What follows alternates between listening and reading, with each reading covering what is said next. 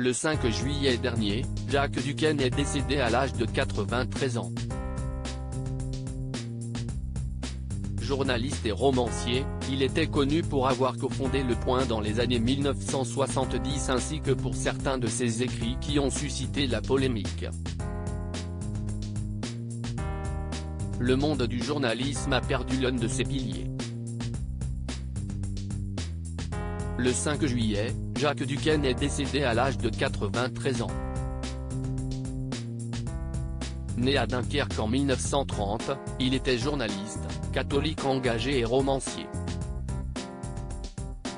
CIST en 1957, après avoir été diplômé de Sciences Po, il a commencé à se faire connaître en rejoignant la Croix.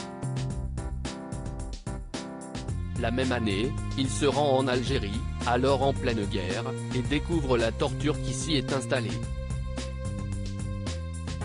Il en fera une obsession et, à son retour en France, il fait publier une série de 7 articles intitulés Souffrance et espoir de l'Algérie. Ces écrits qui dénoncent les tortures et exactions commises par l'armée française suscitent alors la polémique.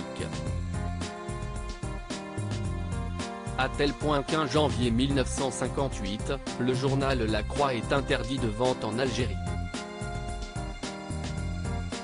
Quant à Jacques Duquesne, il fait l'objet de lettres d'injures et de menaces.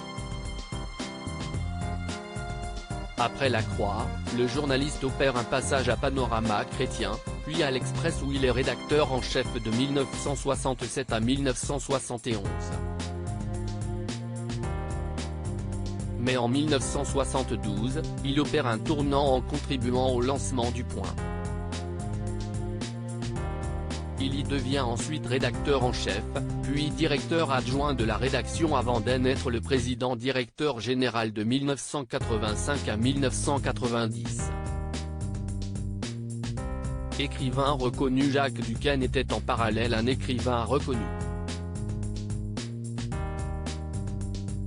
En 1983, il recevait même le prix Interallié pour son roman Maria Vandamme, lequel a plus tard été porté à l'écran avec Catherine Courage, 1990 ou encore la saga Les Héritières dans les années 2000.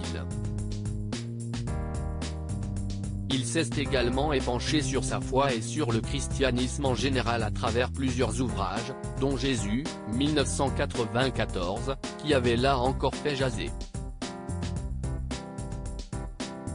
Et pour cause, il y estime que la conception virginale de Jésus par Marie est peu plausible, tout comme l'idée des miracles.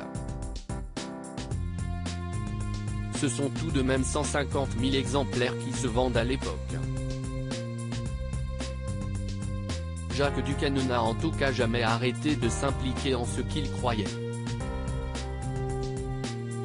Jusqu'en 2020 par exemple, il présidait l'Association pour le soutien des principes de la démocratie humaniste, propriétaire du groupe Ouest France. Le journaliste était souffrant avant son décès et ne pouvait écrire, nous apprend France Info. Ses obsèques auront lieu le jeudi 13 juillet à 9h45, en l'église Saint-Séverin à Paris, dans le 5e arrondissement.